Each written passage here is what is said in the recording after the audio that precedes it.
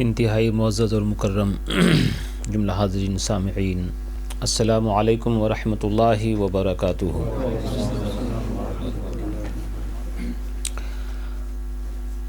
الحمد لولیہ والصلاة والسلام علی نبیہ وعلی آلہ واصحابہ المتأدبین بآدابہ، اما بعد فاعوذ باللہ من الشیطان الرجیم، بسم اللہ الرحمن الرحیم۔ لقد کان لکم فی رسول اللہ اسوۃ حسنہ، صدق اللہ العظیم وصدق رسولہ النبی الامین الکریم، ونحن علی ذلک لمن الشاہدین والشاکرین والحمد للہ رب العالمین۔ یا سید السادات جئتک قاصدا ارجو رضاک واحتمی بحماک، یا اکرم الثقلین و یا کنز الورا جدلی بجودک واردنی برداک۔ سرورا شاہ کریمہ دستگیرہ اشرفا، حرمت روح پیمبر یک نظر کن سوء ما، اے اشرف زمانہ زمانے مدد نما، درہائے بستراز کلید کرم کشا۔ ایک دفعہ بآواز بلند تمام تر حضرات درود شریف کا نذرانہ پیش کر دیں، پڑھیں اللہم صلی علی سیدنا و شفیعنا و حبیبنا و طبیب قلوبنا و شفاء صدورنا و مولانا محمد کما تحب و ترضا بان تصلی علیہ۔ ایک دفعہ اور جھوم کر بآواز بلند درود شریف، اللہم صلی علی سیدنا و شفیعنا و حبیبنا و طبیب قلوبنا و شفاء صدورنا و مولانا محمد کما تحب و ترضا بان تصلی علیہ صلی اللہ تعالی علیہ وسلم۔ حضرات کرام، ماہانہ درس شفا شریف کی اس محفل میں ہم اور آپ سب حاضر و موجود ہیں۔ یہ درس شفا شریف کی محفل نمبر 90، جناب محترم الحاج محمد یونس بھائی درویش ان کے دولت قدے کے اوپر منعقد ہو رہی ہے۔ رب تبارک و تعالی ان کو اور ہم کو سب کو اس مبارک مہینے اور اس مبارک درس کی برکتوں سے مالا مال رکھے، اور آپ تمام تر حضرات بھی الحمدللہ اپنے دستور کے مطابق جیسے آیا کرتے ہیں حاضر و موجود ہیں۔ یہ ماہ رجب المرجب، یوں تو اس کے اندر شفا شریف کے حوالے سے نبی پاک علیہ الصلاۃ والتسلیم کی سیرت طیبہ کے کسی گوشے کو ذکر کیا جاتا ہے، مگر ساتھ ہی میں اس کے ضمن میں اس مہینے کے اندر ہونے والے اعراس کی نسبتیں بھی اسے حاصل ہوتی ہیں۔ اس بزم پاک کو اور شفا شریف کے اس درس کے ساتھ ساتھ جو نسبتیں حاصل ہیں وہ یہ کہ حضرت سید السادات شہزادہ رسول حضرت امام جعفر صادق رضی اللہ تعالیٰ عنہ، ان کی عرص پاک کی بھی نسبت اسے حاصل ہے، اور حضرت خواجہ خواجگاں عطائے مصطفیٰ سلطان خواجہ معین الدین چشتی اجمیری سنجری رضی اللہ تعالیٰ عنہ کے عرص پاک کی بھی نسبت اسے حاصل ہے۔ اور خوش نصیبی یہ ہے کہ آج کی چوچھا مقدسہ میں مخدوم الملت حضور محدث اعظم ہند سید محمد اشرفی کی چھوچھویں علیہ رحمت و رضوان کا عرص پاک منایا جا رہا ہے، اور ہم ایسے بابرکت دن کے اندر یہاں رہ کر کے ان کی یاد بھی انشاءاللہ منائیں گے۔ تو ان تمام تر بزرگوں سے نسبتیں بھی حاصل ہیں اور شفا شریف کی برکتیں بھی حاصل ہیں۔ بس دعا ہے کہ رب تبارک و تعالی اس کی برکتیں ہم سب کے لیے ہمیشہ قائم و دائم رکھے اور اس حاضری کو اپنی بارگاہ میں قبول فرمائے۔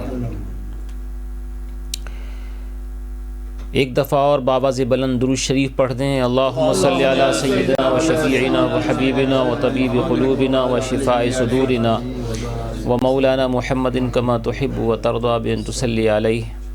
میں کوشش کروں گا کہ شفا شریف کے درس کے اندر ان تمام تر بزرگوں کے کچھ نہ کچھ حالات بھی پیش کر دیے جائیں اور نبی پاک علیہ الصلاۃ والتسلیم کی سیرت طیبہ بھی آپ کے سامنے پیش کی جائے۔ تو کیونکہ اس درس کو نسبت حضرت خواجہ غریب نواز رضی اللہ تعالیٰ عنہ سے بھی ہے اور محدث اعظم ہند سے بھی، چنانچہ ان دونوں کو اس طرح سے ان کے ناموں کو شامل کیا جاتا ہے کہ محدث اعظم ہند علیہ رحمت و رضوان نے جو اشعار خواجہ غریب نواز کی بارگاہ میں پیش کیے ہیں، میں آپ کے سامنے اسے پیش کر دیتا ہوں۔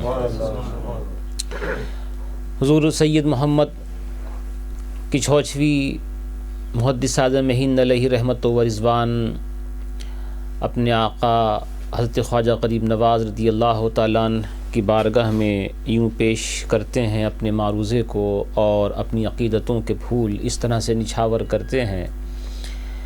غریب آئے ہیں در پر تیرے غریب نواز، غریب آئے ہیں در پر تیرے غریب نواز، کرو غریب نوازی کہ ہو غریب نواز، کرو غریب نوازی کہ ہو غریب نواز، تمہارے در کی کرامت یہ بارہا دیکھی، تمہارے در کی کرامت یہ بارہا دیکھی، کہ غریب آئے ہیں اور ہو گئے غریب نواز، کہ غریب آئے ہیں اور ہو گئے غریب نواز، تمہاری ذات سے میرا بڑا تعلق ہے۔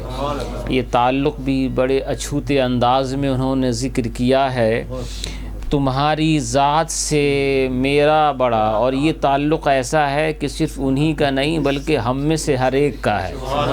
ہم میں سے ہر ایک کو یہ شعر ان کی بارگاہ میں پیش کرنے کی اجازت ہے اور ہم کہہ سکتے ہیں، اے حضرت خواجہ غریب نواز، تمہاری ذات سے میرا بڑا تعلق ہے کہ میں غریب بڑا تم بڑے غریب نواز، کہ میں غریب بڑا تم بڑے غریب نواز۔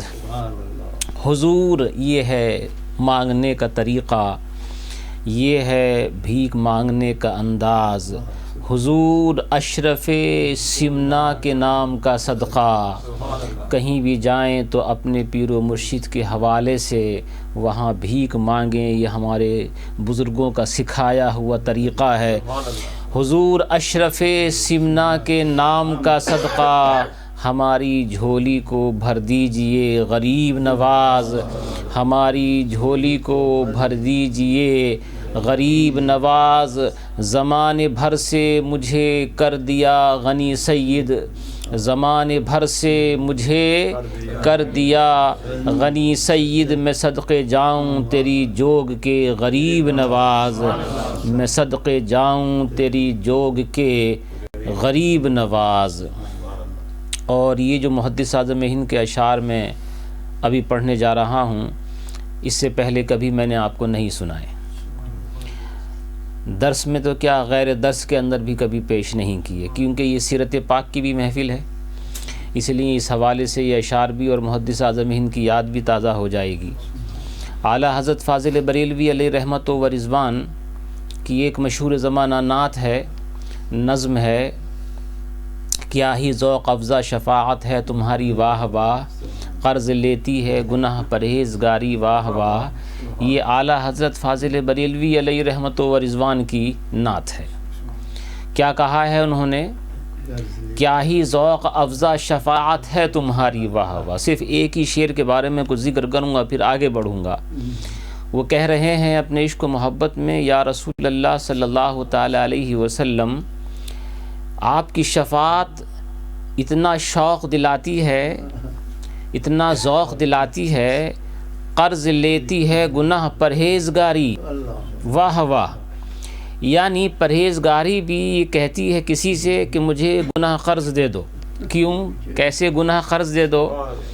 کیونکہ شفاعت وہاں پر جب دیکھا نکوکاروں نے، جب دیکھا انہوں نے جو رات و دن نمازیں پڑھتے تھے، انہوں نے جب دیکھا کہ ہماری تو بخشش ہو گئی، اللہ کے فضل و کرم سے بخشش ہو گئی، ہم تو بخشائے گئے، جنتی ہو گئے، لیکن انہوں نے جب یہ دیکھا کہ رسول کی توجہ ہماری طرف نہیں ہوئی، حالانکہ ہم بخشے گئے، جنتی ہو گئے ہم، رسول کی توجہ ادھر ہو رہی ہے جدھر گناہ گار ہیں، اے میرے اللہ انہیں بخش دے، اے میرے اللہ انہیں بخش دے، ان کی گناہ گاری کو ختم کر دے، تو جو نیکوکار تھے نا وہ بھی کہتے ہیں تھوڑے سے گناہ قرض ہمیں بھی دے دو کہ وہاں کی نظر ہماری طرف بھی آ جائے۔ تو اعلیٰ حضرت اس کو ذکر فرماتے ہیں، قرض لیتی ہے گناہ پرہیزگاری، واہ واہ۔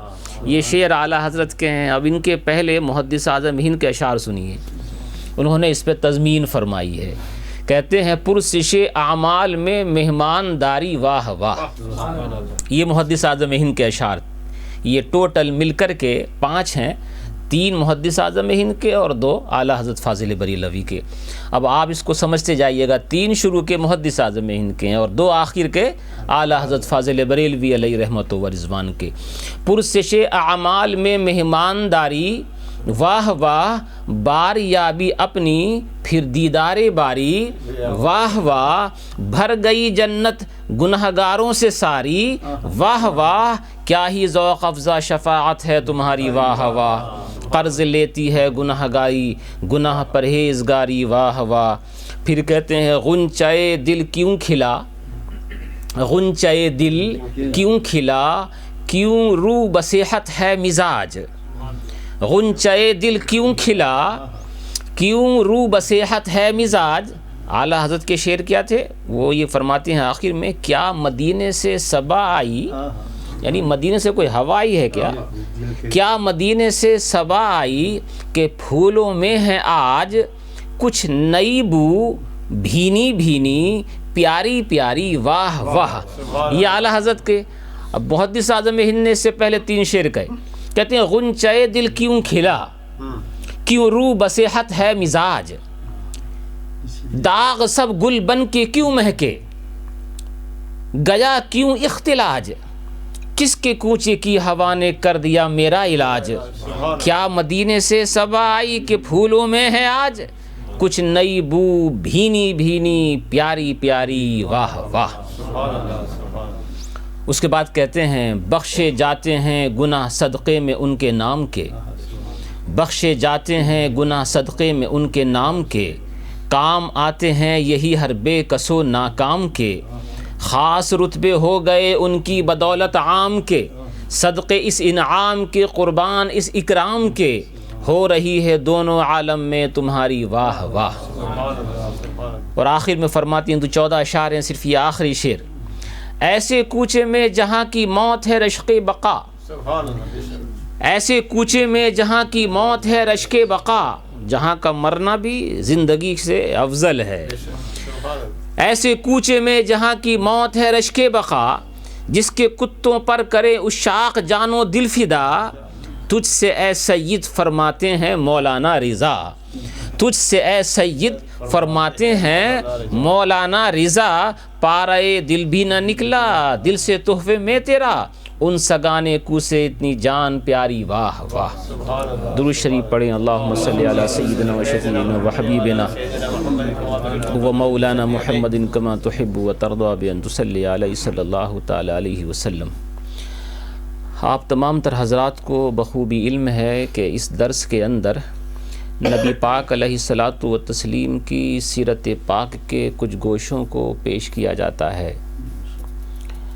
جو عموماً تقاریر کے اندر بیان نہیں کی جاتے، اور اس کے لیے اسی طرح کی مجلسیں درکار ہوتی ہیں۔ آج بھی اسی طرح کا ایک گوشہ ہے۔ آپ یہ ہرگز نہ خیال کیجئے گا کہ یہ صرف آپ کو سنانے کے لیے، یہ نبی کی سیرت ہے، سب کو بتانے کے لیے ہیں۔ ہم سے اگر اس پہ عمل نہیں ہو پاتا ہے تو یہ ہماری کمزوری ہے، یہ ہماری طرف سے کمی ہے۔ لیکن ہمارے آقا علیہ الصلاۃ والتسلیم نے زندگی کے اوقات کس طرح سے گزارے، کم سے کم یہ تو سننا چاہیے۔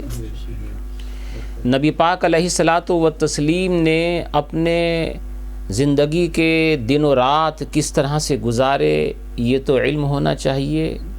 حالانکہ زمانہ گزر چکا ہے، زمانہ بالکل بدل چکا ہے۔ 1400 سال سے زیادہ کا زمانہ گزر گیا نبی پاک علیہ الصلاۃ و تسلیم کے وصال پاک کو، آج یکسر بالکل زمانہ بدلا ہوا ہے۔ اگر اس کے اوپر کوئی عمل آج کے زمانے میں خاص طور سے اس جگہ یا اس جگہ کے ماحول جیسی اور جگہوں میں کوئی کرے تو لوگ اس کا مذاق بنائیں گے، لوگ اس کے اوپر ٹھٹا کریں گے اور اس کو بے حیثیت بلکہ بے عزت سمجھیں گے، جبکہ نبی پاک علیہ الصلاۃ و تسلیم نے سب کچھ ہوتے ہوئے، سب کچھ رہتے ہوئے اور ہر چیز کا مالک ہوتے ہوئے کس طرح سے زندگی کے اوقات گزارے ہیں، یہ آج آپ کے اور میرے سامنے درس کا ایک گوشہ ہے۔ آپ بھی زندگی گزارتے ہیں، آج کے زمانے کا انداز نرم و نازک بستر، عیش و راحت، سکون و اطمینان کی چیزیں، کھانے پینے کی فراوات، ایک سے ایک اچھا مشروب، ایک سے ایک شاندار کھانے کی چیز، بہتر سے بہتر سفر کرنے کی سہولتیں، بہتر سے بہتر رہنے کے مکانات۔ اللہ کے نبی علیہ الصلاۃ و تسلیم اگر چاہتے تو اس طرح سے زندگی گزار سکتے تھے، لیکن آپ نے ایسی زندگی گزاری نہیں۔ خود اسی کے اندر بعد میں ذکر کیا جائے گا کہ اللہ جل جلالہ عم نوالہ نے اپنے حبیب علیہ الصلاۃ و تسلیم سے ارشاد فرمایا تھا، اے حبیب اگر تو چاہے تو یہ پہاڑ سونے کے بنا دیے جائیں اور جہاں جہاں تو جائے تیرے ساتھ یہ چلا کریں، جتنا چاہے تو اس میں سے خرچ کرے۔ اللہ کے نبی علیہ الصلاۃ و تسلیم نے اسے قبول نہیں فرمایا۔ اب اگر اس کے بعد جو آپ حالات سنیں کہ آپ بھوکے رہے، کئی دن تک آپ نے کھانا نہیں کھایا، اگر کوئی آپ سے سوال کرے تو جواب دے دیجیے گا۔ دو طرح کی چیزیں ہیں، ایک مجبور ہو کر کے بھوکا رہنا اور ایک اس چیز کو قبول کر لینا۔ اللہ کے نبی علیہ الصلاۃ و تسلیم بھوکا رہنے پر مجبور نہیں تھے، بلکہ آپ نے اپنے اختیار سے اس کو قبول فرمایا تھا۔ ایسا نہیں کہ آپ کے پاس اگر آپ چاہتے پھر بھی آپ کو نہیں ملتا، یا یہ کہ اس زمانے کے اندر وہ چیزیں تھی ہی نہیں تھیں، اللہ کے نبی علیہ الصلاۃ و تسلیم نے اسے قبول نہیں فرمایا، بلکہ حضرت عائشہ رضی اللہ تعالی عنہا نے جب ایک دفعہ آپ سے عرض کیا تھا تھوڑا سا تو دنیا سے کچھ لے لیجئے آپ، وہ کہہ رہی ہیں کہ میں آپ کے مبارک پیٹ کے اوپر ہاتھ پھیرتی اور روتی اور کہتی یا رسول اللہ صلی اللہ علیہ وسلم کچھ تو دنیا سے حاصل کر لیجئے۔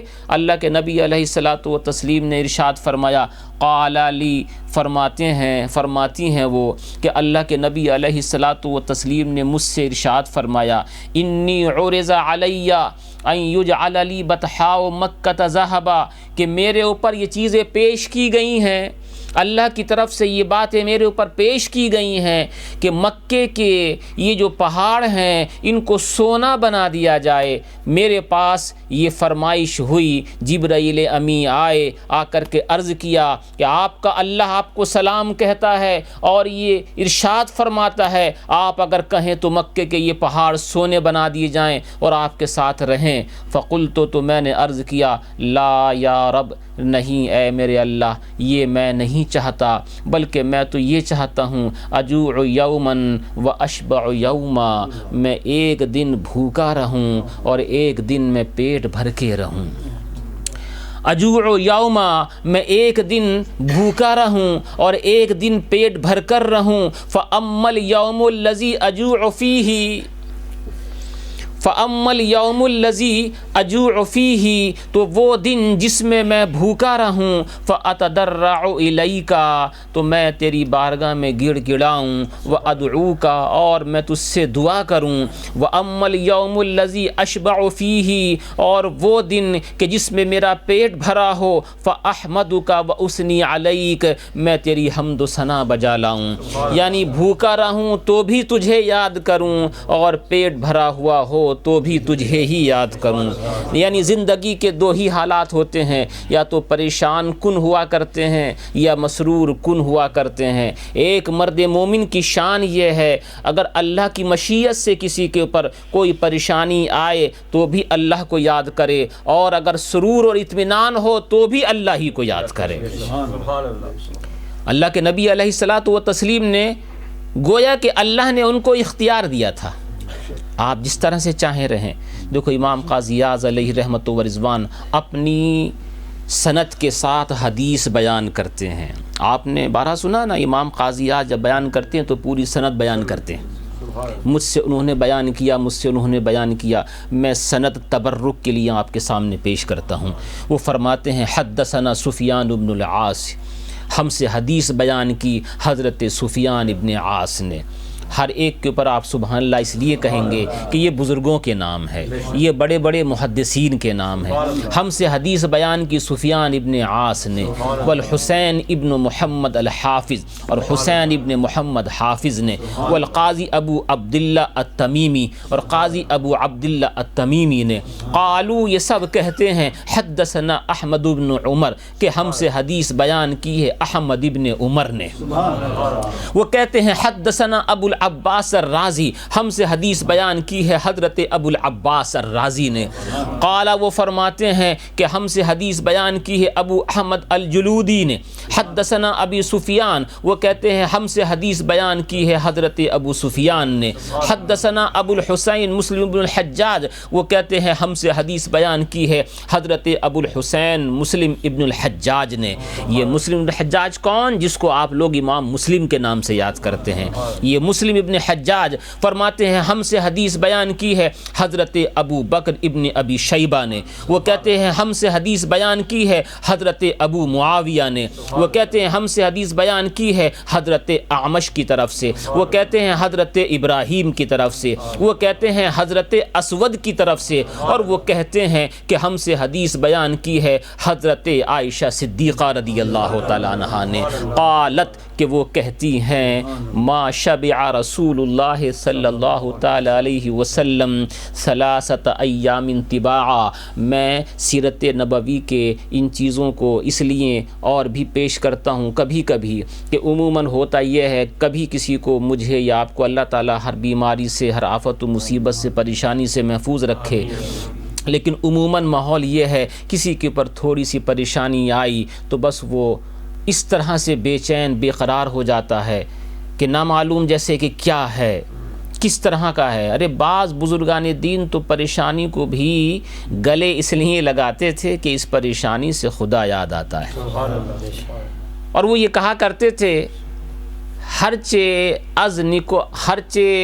از دوست نکوست، کہ جو بھی دوست کی طرف سے ملے وہ اچھا ہی اچھا ہے، پریشانی ملے تو اچھا، آسانی ملے تو اچھا، تو راحت ہو تو اللہ کو یاد کیا جائے، پریشانی ہو تو اللہ کو یاد کیا جائے۔ حضرت عائشہ صدیقہ رضی اللہ تعالیٰ عنہ فرماتی ہیں ما شبع رسول اللہ صلی اللہ علیہ وسلم ثلاثۃ ایام طباعا من خبز۔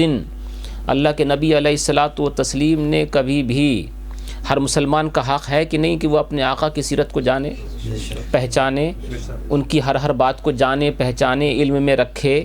کہتی ہیں کہ کبھی بھی اللہ کے نبی علیہ الصلاۃ والتسلیم نے 3 دن تک کبھی بھی روٹی پیٹ بھر کے نہیں کھائی۔ کبھی ایسا نہیں ہوا، کبھی ہو سکتا ہے کسی ایک دن کھا لی ہو مگر دوسرے دن نہیں، ہو سکتا ہے کہ 2 دن کھا لی ہو مگر تیسرے دن نہیں۔ کبھی پوری زندگی میں 3 دن ایسے گزرے ہی نہیں ہیں کہ اللہ کے نبی علیہ الصلاۃ والتسلیم نے پیٹ بھر کے 3 دن کھانا کھایا ہو۔ میرا آپ کا حال یہ ہے کہ ایک دن اگر کھانا پیٹ بھر کے نہیں ملتا ہے تو بے قرار ہو جاتے ہیں، بے چین ہو جاتے ہیں۔ اللہ کے نبی علیہ الصلاۃ والتسلیم نے یہ سیرت ہم کو چھوڑی ہے کہ 3 دن، کبھی بھی 3 دن ایسے نہیں گزرے کہ آپ نے پیٹ بھر کے کھانا کھایا ہو، حتی مزا سبیلہ ہی، یہاں تک کہ آپ اپنے رب سے جا ملے۔ وصال تک 3 دن پوری حیات پاک میں ایسے نہیں گزرے کہ جن 3 دنوں میں لگاتار آپ نے پیٹ بھر کے کھانا کھایا ہو سکتا ہے 1 دن کھا لیا ہو، ممکن ہے 2 دن کھا لیا ہو، لیکن 3 دن کبھی بھی لگاتار ایسے نہیں گزرے۔ اور یہی طریقہ صحابہ کرام نے اپنایا، یہی طریقہ عشرہ مبشرہ میں خاص طور سے، یہی طریقہ خاص طور سے خلفائے اربعہ نے۔ حضرت فاروق اعظم رضی اللہ تعالیٰ عنہ جب تک خلیفہ نہیں بنائے گئے تھے، بڑے تندرست توانا جاہ و جلال والے، اور جس دن سے ان کو خلیفہ بنا دیا گیا روز اتنا روتے تھے کہ روتے روتے ان کی آنکھوں کے سامنے 2 لائنیں پڑ گئی تھیں۔ ان کی بیٹی حضرت حفصہ جو نبی کریم علیہ الصلاۃ والتسلیم کی زوجہ مکرمہ بھی تھیں، وہ کہا کرتی کبھی کبھی ابا جان جب سے آپ خلیفہ ہوئے ہیں آپ کھانا کھاتے بھی نہیں ہیں پیٹ بھر کے، ارے آپ کھانا کھائیں گے تو پھر حکومت کا کام صحیح طرح سے کر سکیں گے، آپ کھانا نہیں کھائیں گے تو کمزوری آئے گی۔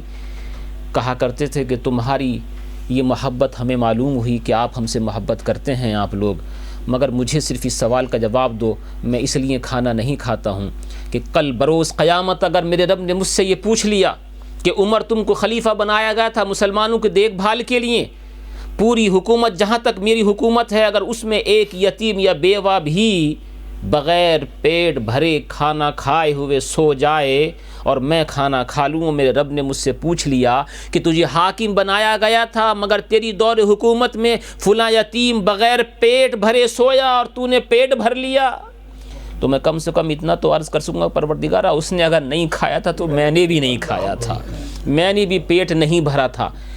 نبی کریم علیہ الصلاۃ والتسلیم کی سیرت طیبہ کے اندر یہ ذکر کیا گیا۔ کبھی کبھی یہ باتیں بیان کی جاتی ہیں نا تو لوگ یہ کہتے ہیں ارے یہ مولانا لوگ یار ایسی باتیں بیان کرتے ہیں خود تو عمل کرتے نہیں۔ میں نے شروع میں کہہ دیا ہے میں بھی عمل کرنے والا نہیں ہوں اس کے اوپر، ہمارے پاس بھی نرم و نازک گندے ہیں، گاڑیوں کے اندر سفر ہوتا ہے، لیکن اس کا مطلب یہ نہیں ہے کہ اپنے آقا علیہ الصلاۃ والتسلیم کی سیرت کو بیان بھی نہ کیا جائے، یہ ہماری کمی ہے، ہم سے اس پہ عمل نہیں ہو پاتا۔ تھوڑی سی زمین کے اوپر لیٹ جائیں تو نیند نہیں آئے گی، مگر اپنے آقا علیہ الصلاۃ والتسلیم کی سیرت کو دیکھو کہ وہ کس طرح سے آرام کرنے کے لیے گدے کیسے لگایا کرتے تھے، کس طرح سے ہزارہا کروڑہا درود و سلام اس نبی پاک علیہ الصلاۃ والتسلیم کی ذات پاک کے اندر۔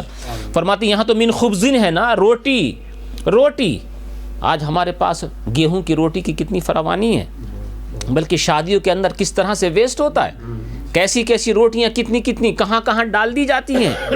وہ زمانہ تھا کہ جب مکے اور مدینے کے اندر گیہوں پیدا ہوتا ہی نہیں تھا، ملک شام سیریا وغیرہ سے منگایا جاتا تھا، نبی پاک علیہ الصلاۃ والتسلیم زیادہ تر جو کی روٹی کھاتے تھے، اکثر و بیشتر جو کی روٹی، اور وہ بھی آج آپ کے گھر کے اندر جو آٹا ملتا ہے چھنا ہوتا ہے نا، اس کو چھاننے کی ضرورت تو نہیں ہوتی ہے۔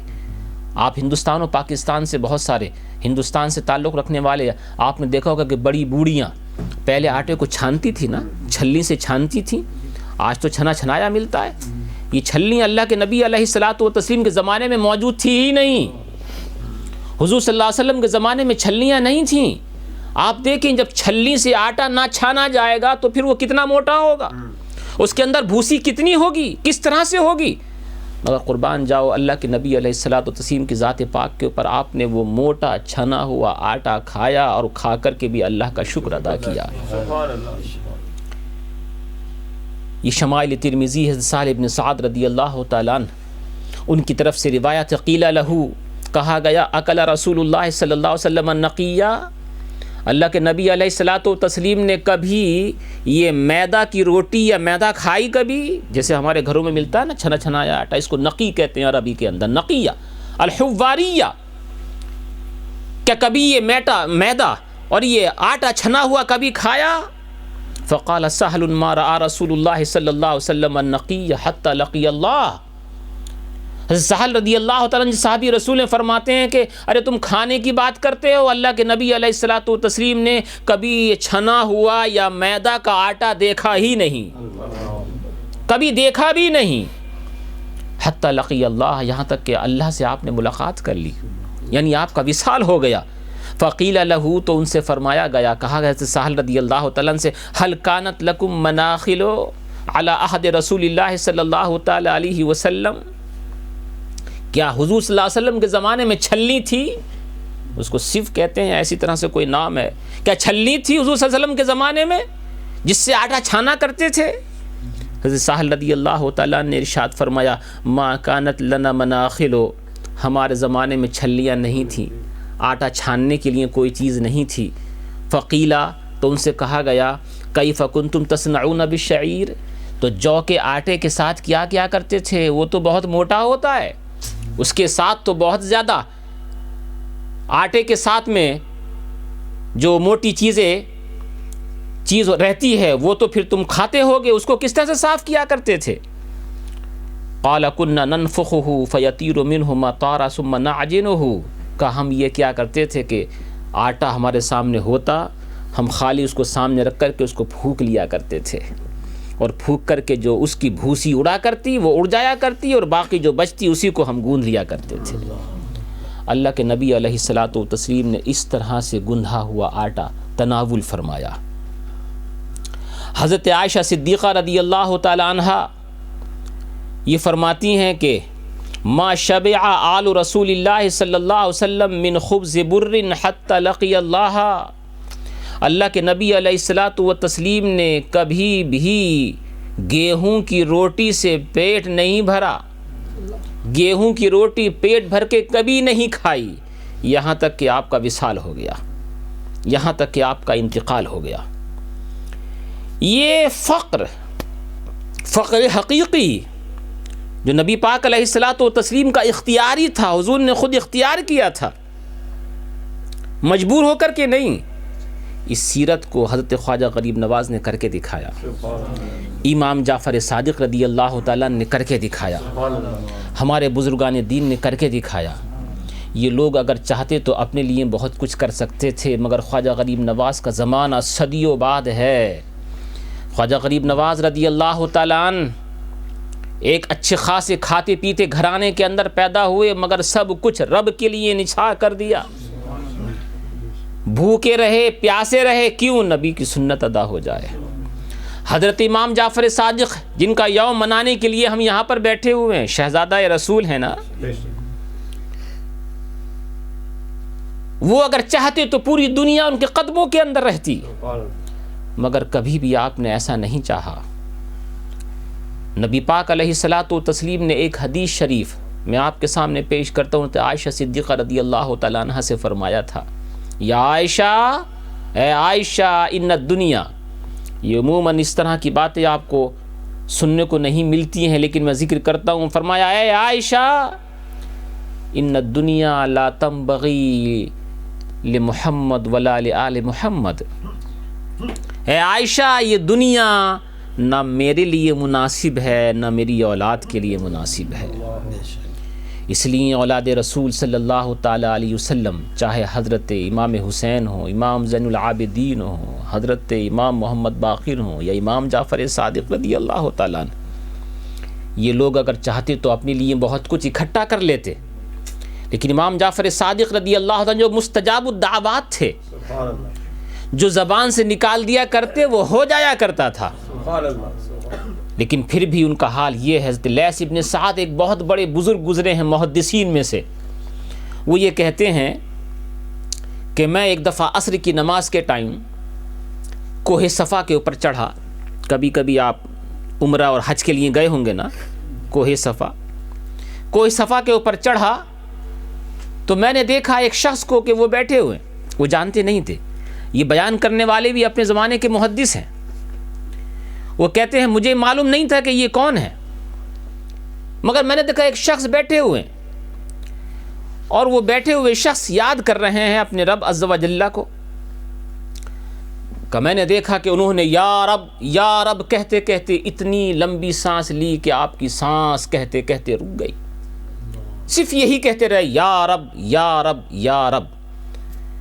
اس کے بعد یا رب کا وظیفہ ختم کر کے کہتے ہیں، پھر انہوں نے وظیفہ یا حی یا حی یا حی کا یہ بھی خوب دیر تک کہتے رہے، اور اس کے بعد پھر کہا یا ربا یا ربا یا ربا، یہ کافی دیر تک بولتے رہے، اس کے بعد پھر کہا یا اللہ یا اللہ یا اللہ، یہ بھی کافی دیر تک بولتے رہے، پھر کہا یا رحمان یا رحمان یا رحمان، اس کے بعد پھر کہا یا رحیم یا رحیم یا رحیم، پھر کہا یا رحم الراحمین یا رحم الراحمین یا رحم الراحمین.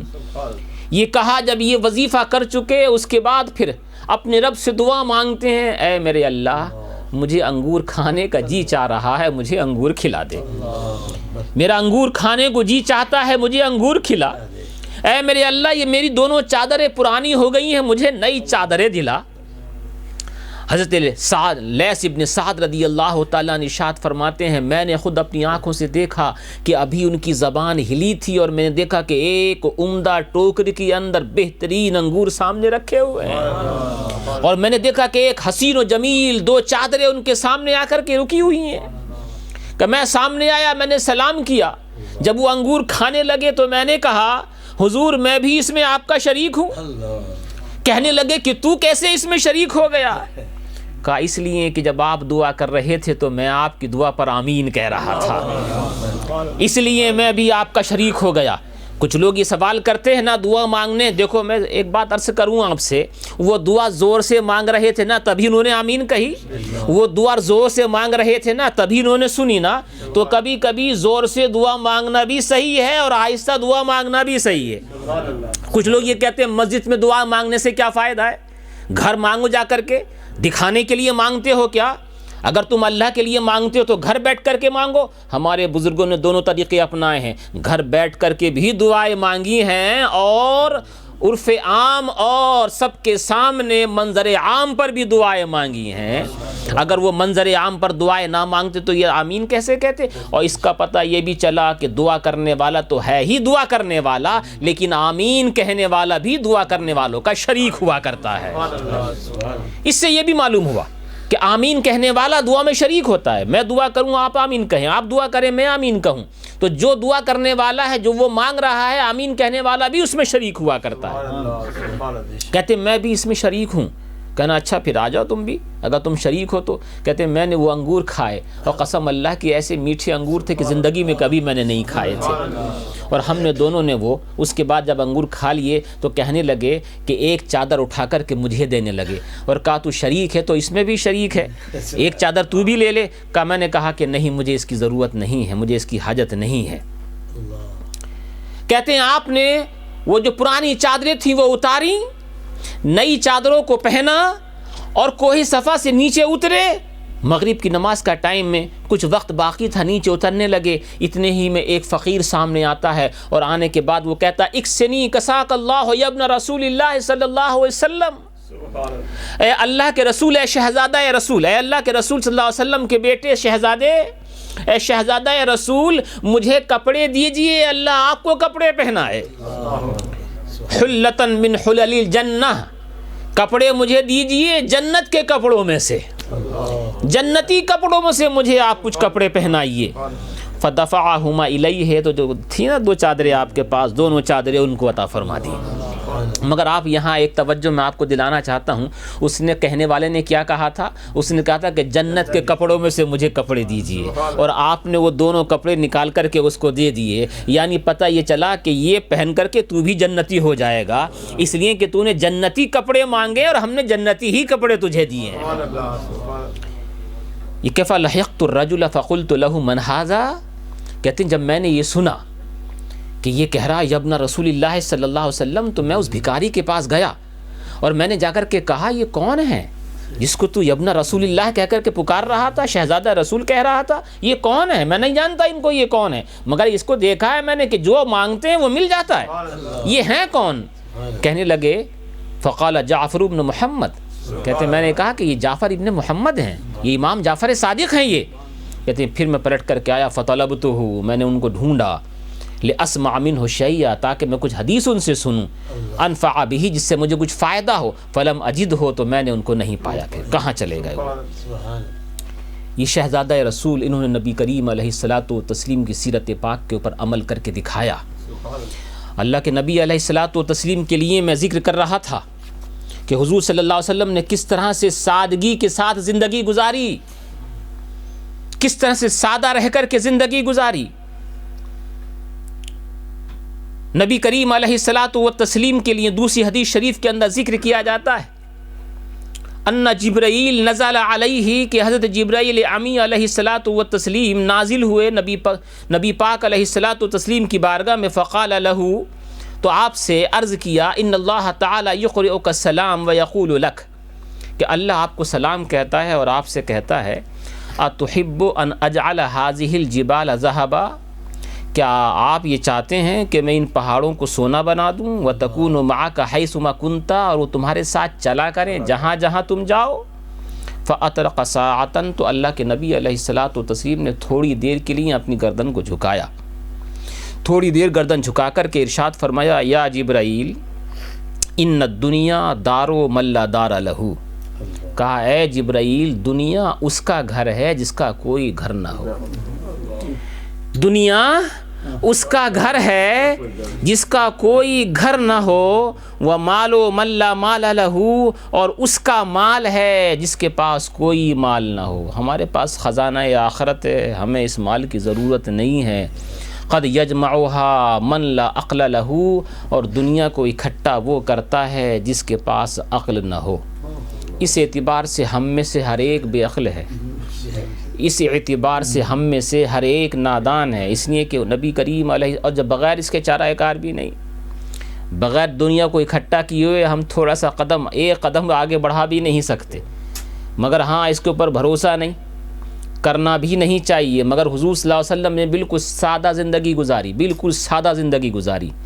فرمایا کہ جس کے پاس عقل نہ ہو وہ اس کو جمع کرتا ہے۔ فقال لہ جبرائیل، تو جبرائیل امی نے آپ سے ارشاد فرمایا، یہ عرض کیا، ثبتک اللہ یا محمد بالقول الثابت، اے اللہ کے نبی علیہ الصلاۃ والتسلیم اس حقانیت والے قول کے اوپر اللہ تعالیٰ آپ کو ثابت قدم رکھے۔ حضرت عائشہ رضی اللہ تعالیٰ عنہ ارشاد فرماتی ہیں، ان کننا آل محمد لنمکث شہرا ما نستوقد نارا ان ہوا الا التمر والماء، کا آل محمد صرف نبی کریم علیہ الصلاۃ والتسلیم کی ذات پاک ہی نہیں بلکہ پورے آل محمد کے لیے کہا گیا، اس میں ازواج مطہرات بھی داخل ہیں۔ کہ آل محمد لنمکث شہرا، ہم ایک مہینے تک ایسا کیا کرتے تھے، لنمکث شہرن، ایک مہینہ ایسا گزر جایا کرتا تھا، ما نستوقد نارا، کہ ہمارے گھر کے اندر آگ بھی نہیں جلتی تھی، آگ ہمارے گھر میں جلتی نہیں، ایک مہینے تک نہیں جلا کرتی تھی۔ ان ہوا الا التمر، پھر کھاتے کس طرح سے تھے کہ صرف کھجور اور پانی، صرف کھجور اور پانی، کھجور کھایا پانی پی لیا، کھجور کھایا پانی پی لیا۔ لیکن اس کے بعد بھی اللہ کے نبی علیہ الصلاۃ والتسلیم دن میں روزہ رکھا کرتے تھے، سارے کام کاج کیا کرتے تھے، نمازیں پڑھایا کرتے تھے، لشکر کہیں جایا کرتا اس کا انتظام کیا کرتے تھے، آنے والوں کے سوالات کے جوابات دیا کرتے تھے، باہر نکل کر کے لوگوں کو واعظ و نصیحت کیا کرتے تھے۔ اور کھانا کیا تھا؟ صرف کھجور اور پانی، الا التمر والماء، صرف کھجور اور پانی۔ حضرت عبد الرحمن ابن عوف رضی اللہ تعالیٰ عنہ کی طرف سے یہ روایت ہے کہ اللہ کے نبی علیہ الصلاۃ والتسلیم وصال فرما گئے، ولم یشبع ہوا واہل بیتہ من خبز الشعیر، آپ کا وصال ہو گیا جبکہ حال اتنا تھا، ایسا تھا کہ آپ اور آپ کے گھر والے انہوں نے کبھی بھی جو کی روٹی بھی پیٹ بھر کر کے نہیں کھائی۔ اللہ کے نبی علیہ الصلاۃ والتسلیم ارشاد فرماتے ہیں، ان کے لیے ذکر کیا جاتا ہے کہ نبی کریم علیہ الصلاۃ والتسلیم اور ان کے گھر والے لیالی المتتابعہ طاویاً، کئی راتیں لگاتار گزار دیا کرتے، طاویاً بھوکا رہ کر کے، لا یجدون عشاء، اور رات کا کھانا بھی ان کو میسر نہیں آیا کرتا تھا۔ حضرت انس رضی اللہ تعالیٰ عنہ ارشاد فرماتے ہیں، ما اکل رسول اللہ صلی اللہ تعالیٰ علیہ وسلم علی خوان، اللہ کے نبی علیہ الصلاۃ والتسلیم نے کبھی بھی خوان کے اوپر کھانا نہیں کھایا۔ ایک ہوتا دسترخوان اور ایک ہے خوان۔ خوان یعنی اونچی اٹھی ہوئی چیز، جیسے کہ یہ ہے مثال کے طور پر، اس لیے پہلے کے جو بزرگ تھے نا وہ کرسی پہ کھانے کے لیے راضی نہیں ہوا کرتے تھے۔ اب تو رواج ہو گیا ہے، اب تو کھڑے ہو کر کے کھانے کا بھی رواج ہو گیا۔ پہلے کرسی پر بھی کھانے کے لیے لوگ کترایا کرتے تھے، علماء کرام بزرگان دین نہیں بیٹھا کرتے تھے، کہتے تھے بیچ نیچے بیٹھ کر کے کھانا کھانا سنت ہے، وہ بھی سنت اس طرح سے کہ ایک پاؤں کھڑا ہو اور ایک پاؤں نیچے بچھا ہوا ہو، اور وہ بچھا ہوا پاؤں پیٹ پہ لگا ہوا ہو تاکہ پیٹ تھوڑا سا دبا رہے، میں بھی اسی طرح سے بیٹھتا ہوں، عام طور سے ایسی بیٹھتے ہیں جیسے آپ بیٹھے ہوئے ہیں۔ اس انداز سے بیٹھنے میں جب آدمی کھانا کھاتا ہے تو پیٹ کھلا ہوا ہے، جتنی روٹی جا رہی ہے وہ اس کو منع نہیں کرتا، لیکن اگر پیٹ ایک دبا ہوا ہو ایک ران سے، تو پھر وہ روکتا ہے کہ ہاں پیٹ بھر چکا ہے، اب زیادہ نہ کھاؤ۔ نبی کریم علیہ الصلوۃ والتسلیم کی سیرت پاک میں یہی آتا ہے کہ آپ ایک ٹانگ کھڑی کر کے، یعنی کہ ایک پاؤں کو بچھا کر کے اور ایک پاؤں کو کھڑا کر کے آپ کھانا تناول فرمایا کرتے تھے تاکہ زیادہ نہ کھایا جائے۔ نبی کریم علیہ الصلوۃ والتسلیم کے لیے ذکر فرمایا گیا خوان پر کھانا نہیں کھایا کبھی۔ خوان اونچی اٹھی ہوئی چیز، کیوں؟ اس لیے کہ اس زمانے میں امراء، بڑے بڑے لوگ، یعنی کہ مالدار لوگ تکبر میں آ کر کے اونچی چیز پہ کھانا کھایا کرتے تھے۔ اللہ کے نبی علیہ الصلوۃ والتسلیم نے کبھی اونچی چیز پر کھانا اس لیے نہیں کھایا کہ آپ عاجزی کو پسند فرماتے تھے۔ ہاں، اس کو حرام نہیں کہا جائے گا، اور اب تو رواج ہو گیا ہے، اس کو حرام نہیں کہیں گے، یہ کہیں گے کہ خلاف سنت ہے۔ نبی کریم علیہ السلام اس طرح سے تناول نہیں فرمایا، لیکن خوان پہ کبھی کھانا نہیں فرمایا۔ ولا فی سکرجہ، سکرجہ یعنی چھوٹی چھوٹی پیالیوں میں کبھی کھانا نہیں کھایا، چھوٹی چھوٹی۔ اب یہ بھی رواج ہو گیا ہے، جیسے 4 طرح کی چیزیں بنی ہوئی ہیں، ایک میں سبزی ہے، ایک میں گوشت ہے، ایک میں چکن ہے، ایک میں کچھ اور ہے، ایک میں بریانی ہے، چھوٹی چھوٹی چیزوں میں۔ خاص طور سے کچھ اہل ہنود جو غیر مسلم ہیں نا، چھوٹی چھوٹی پیالیوں میں کھاتے ہیں، وہ الگ الگ سب چیزیں نکلی ہوئی ہوتی ہیں۔ اللہ کے نبی علیہ الصلوۃ والتسلیم نے کبھی چھوٹی چھوٹی پیالیوں میں کھانا نہیں کھایا، اس لیے کہ وہ کھانا ایک ہی طرح کا ہوا کرتا تھا، الگ الگ رکھنے کی ضرورت ہی نہیں تھی۔ پھر وہ چھوٹی چھوٹی پیالیوں میں کھانا کھانا عمرا کا طریقہ تھا، جو اس زمانے کے بڑے بڑے لوگ اپنے آپ کو سمجھتے تھے نا، وہ اس طرح سے کھاتے تھے۔ اللہ کے نبی علیہ الصلوۃ والتسلیم نے اس کو پسند نہیں فرمایا کہ میں ایک عاجز بندے کی طرح، عاجز بندہ اللہ کے نزدیک نہیں تھے، یعنی اپنے آپ کو وہ ظاہر فرماتے تھے، تواضعاً ایسا کرتے تھے، عاجزانہ طور پر ایسا کیا فرمایا کرتے تھے۔ اونچی چیز پر کبھی کھانا نہیں کھایا، چھوٹی چھوٹی پیالیوں میں کھانا نہیں کھایا۔ ولا خیز لہ خبز لہ مرقق، اور کبھی ان کے لیے نرم اور نازک روٹی نہیں بنائی گئی، کبھی بھی نرم و نازک روٹی نہیں بنائی گئی۔ ایک دفعہ امام حسن، امام حسین، خاص طور سے امام حسین، جو آپ نبی کریم علیہ الصلوۃ والتسلیم کی کھانا بنانے والی تھیں صحابیہ، ان کے پاس گئے اور کہا کہ آپ ذرا، کیونکہ حضور صلی اللہ علیہ وسلم میرے نانا جان کے لیے آپ کھانا بنایا کرتی تھیں، ہم چاہتے ہیں کہ وہ کھانا آپ بنا کر کے دکھائیں تاکہ ہم بھی کھائیں۔ امام حسین رضی اللہ تعالیٰ نے ان سے پوچھا تھا، تو آپ نے کیا فرمایا تھا کہ بیٹا تم وہ کھانا نہیں کھا سکو گے، تمہاری بس کی بات نہیں ہے کہ تم وہ کھانا کھا لو۔ اس کے بعد انہوں نے بنا کے دکھایا تھا، بتایا تھا، اتنا سادہ، کبھی بھی لا ولا خبز لہ مرقق، نرم روٹی کبھی آپ کے لیے بنائی ہی نہیں گئی۔ جب بھی بنائی جاتی سخت روٹی ہوا کرتی، اور وہ بھی کس کی؟ جو کی روٹی سخت ہوا کرتی۔ کبھی کبھی بعض بزرگ، آج کے زمانے میں جو کم پائے جاتے ہیں، لیکن کسی نے اگر نہیں کھائی ہے جو کی روٹی تو یہ سوچ کے کبھی کھا لے کہ میرے نبی کی سنت ہے، جو کی روٹی یہ سوچ کر کے میرے نبی کی سنت ہے علیہ الصلوۃ والتسلیم۔ ولا رآ شاطن سمیتن قط، اور کبھی بھی آپ نے بھنی ہوئی بکری نہیں دیکھی، کھانا تو دور کی بات ہے، دیکھی نہیں۔ ایسا نہیں کہ بکری کھائی نہیں، بکری کا گوشت آپ کو پسند تھا، بکری آپ کھایا کر شوق سے، خاص طور سے شانہ، جو اس کے شولڈر ہوا کرتے تھے نا، وہ آپ کو پسند تھے۔ اس لیے یہودیہ نے جو زہر ملایا تھا، اس نے پہلے پوچھ لیا تھا کہ یہ بکری کے جتنے بھی پارٹس ہوتے ہیں اس میں سے کون سا عضو تمہارے نبی کو پسند ہے، تو کسی نے بتایا تھا کہ وہ شولڈر بہت پسند سے کھاتے ہیں، تو اس نے شولڈر ہی میں زہر ملایا تھا۔ تو نبی کریم علیہ الصلوۃ والتسلیم شولڈر شوق سے کھاتے تھے، لیکن یہ نہیں کہ آپ نے بکری کھائی نہیں، بھنی ہوئی بکری، ایک تو مرغ کھانا ہے اور ایک بھنا ہوا مرغ کھانا ہے، روسٹ، وہ روسٹ کر کے نہیں کھایا آپ نے، اور کبھی کھا لیا تو وہ اس کے منافی نہیں ہے، یعنی کہ عادت کریمہ نہیں تھی۔ ہاں، ایسا نہیں ہے کہ کبھی آپ نے بکری کھائی نہیں، آپ کا شوق تھا، بکری آپ کھایا کرتے تھے، اور ख़ास طور سے شولڈر کو بطور ख़اص کھایا کرتے تھے۔ دیکھو یہ حضرت ابو رافع رضی اللہ تعالیٰ عنہ کی طرف سے روایت ہے، فرماتے ہیں اہدیت لہو شاتن، یہ کون کہتا ہے؟ حضرت ابو رافع، کیا نام ہے؟ حضرت ابو رافع صحابی رسول ہیں، کہتے ہیں کہ میرے پاس، یہ اپنا قصہ خود ہی بیان فرماتے ہیں، کہتے ہیں ان کے پاس ایک بکری پیش کی گئی، ہدیہ دی گئی، ہدیہ تحفے کے طور پر ان کو پیش کی گئی۔ پہلے زمانے میں یہ چیزیں تھیں کہ ایک دوسرے مسلمان ہدیے کے طور پر کچھ نہ کچھ پہنچا دیا کرتے تھے اور وہ اس کو قبول بھی کرتے تھے۔ آج کے زمانے میں یہ بھی ذرا کچھ ختم ہوتا سا جا رہا ہے، کوئی ہدیہ پیش کرتا ہے تو لینے میں تھوڑی سی ہچکچاہٹ ہوتی ہے اور نہ معلوم اس کے بعد کیا حشر اس کے ساتھ ہوتا ہے۔ پہلے زمانے میں لوگوں کے دل صاف تھے، نیتیں صاف تھیں اور ایک دوسرے کے اوپر بھروسہ ہوا کرتا تھا۔ آج کے زمانے میں مسلمان کا مسلمان ہی کے اوپر سے بھروسہ ختم ہو چکا ہے۔ اللہ تعالیٰ مجھے اور آپ کو نیک توفیق عطا فرمائے۔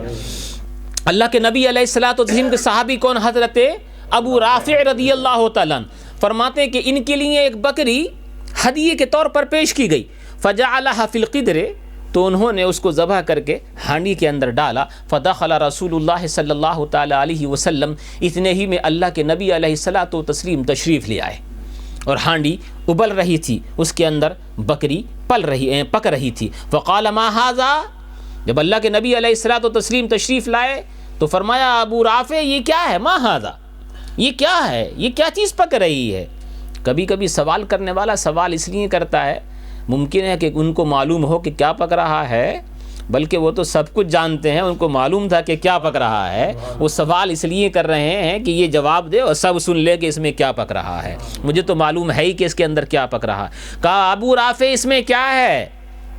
فقال الشاۃ اہدیت لنا یا رسول اللہ، کہ یا رسول اللہ صلی اللہ علیہ وسلم یہ بکری تھی ہمارے لیے ہدیے کے طور پر پیش کی گئی تھی اور یہ میں بنا رہا ہوں، اس کو پکا رہا ہوں۔ جب پک گئی فتبختھا، کا میں نے اس کو بنایا ہے فی القدر، ہانڈی کے اندر۔ جب پک گئی نا تو اللہ کے نبی علیہ الصلوۃ والتسلیم نے ارشاد فرمایا ناولنی الذراع، اے ابو رافع شولڈر نکال کر کے لا، شولڈر کھائیں گے ہم، شولڈر نکال کر کے لا۔ کبھی کبھی آقا کسی اپنے مرید کے یہاں جائے تو یہ کہہ سکتا ہے، نبی کی سنت ہے، یہ وہیں کہا جاتا ہے جہاں مریدین پر بھروسہ ہو، ورنہ تو کچھ ایسا ویسا ہو نہ تو کہا دو پیر صاحب ہم سے مانگتے ہیں، معاذ اللہ۔ یہ وہاں ہوتا ہے کہ جہاں مرید پر بھروسہ ہو، اور یہ کبھی کبھی ایسا بھی ہوتا ہے کہ پیر کے لیے مانگنا ضروری ہو جاتا ہے، اس کی اصلاح کرنے کے لیے یا کسی سوال کا جواب دینے کے لیے۔ اللہ کے نبی علیہ الصلوۃ والتسلیم اپنے خادم کے یہاں گئے ہیں، اپنے صحابی کے یہاں گئے ہیں، وہ گئے ہیں جن کو کسی چیز کی کمی نہیں ہے، وہ ایک اشارہ کریں تو 1000 بکریاں ان کے لیے حاضر ہو جائیں، مگر نہیں، انہوں نے کہا کہ اے ابو رافع یہ کیا ہے؟ کہا حضور یہ تو میں بکری ہے اور اس کو ہدیہ کیا گیا تھا اور ہانڈی میں پک رہی ہے، جب یہ پک چکی ہے تو فرمایا ناولنی الذراع، ابو رافع شولڈر نکال کر کے لا۔ کہتے فناولتہ الذراع، میں شولڈر نکال کر کے نبی کریم علیہ الصلوۃ والتسلیم کو دے دیا۔ ثم قال ناولنی الذراع، پھر اللہ کے نبی علیہ الصلوۃ والتسلیم ارشاد فرمایا ابو رافع شولڈر نکال کر کے لا، ذراع الاخر، شولڈر نکال کر کے لا۔ فناولتہ الذراع الاخر، میں نے دوسرا شولڈر بھی نکال کر کے دے دیا۔ ثم قال ناولنی الذراع الاخر، اس کے بعد پھر فرمایا کہ اے ابو رافع اور شولڈر نکال کر کے لا، اور شولڈر نکال کر کے لا۔ فقال له یا رسول اللہ صلی اللہ علیہ وسلم انما للشاة ذراعان، کہتے ہیں میں نے عرض کیا یا رسول اللہ صلی اللہ تعالی وسلم بکری کے تو 2 ہی شولڈر ہوتے ہیں اور دونوں میں نے دے دیے ہیں آپ کو، اب اس سے زیادہ تو ہوتے نہیں ہیں تو میں کہاں سے نکال کر کے لاؤں؟ فقال له رسول اللہ صلی اللہ تعالی علیہ وسلم اما انک لو سکت لناولتنی ذراعا فذراعا، اللہ کے نبی علیہ الصلوۃ والتسلیم نے ان سے ارشاد فرمایا اے ابو رافع اگر ہمارے مانگنے پر تو خاموش رہتا تو جب تک خاموش رہتا قیامت تک اس ہانڈی سے شولڈر نکلتے ہی رہتے، لیکن تو نے یہ کہہ کر کے اپنی اس ہانڈی کی برکت کو کم کر دیا، تو خالی نکالتا رہتا، دیتا رہتا، نکالتا رہتا، دیتا رہتا۔ اللہ کے نبی علیہ الصلوۃ والتسلیم، ایسا نہیں ہے کہ آپ نے شولڈر کھایا نہیں یا بکری کھائی نہیں، یہاں امام قاضی یاز علیہ رحمت و رضوان یہ ارشاد کرتے ہیں شاتن سمیتا، روسٹ بکری آپ نے نہیں کھائی، یا کبھی کھائی تو یہ عادت کریمہ نہیں تھی آپ کی، رضی اللہ تعالیٰ عنہ، اور اس کے بعد حضرت عائشہ رضی اللہ تعالیٰ عنہ ارشاد فرماتی ہیں انما کان فراشہ صلی اللہ تعالیٰ علیہ وسلم الذی ینام علیہ، کہ وہ بستر، ہمارے پاس بھی میٹرس لگے رہتے ہیں، آپ لوگ بھی میٹرس پہ سوتے ہیں، جہاں بیٹھے ہوئے ہیں اس کے اوپر بھی کارپیٹ بچھا ہوا ہے کہ کہیں ٹھنڈ نہ لگ جائے۔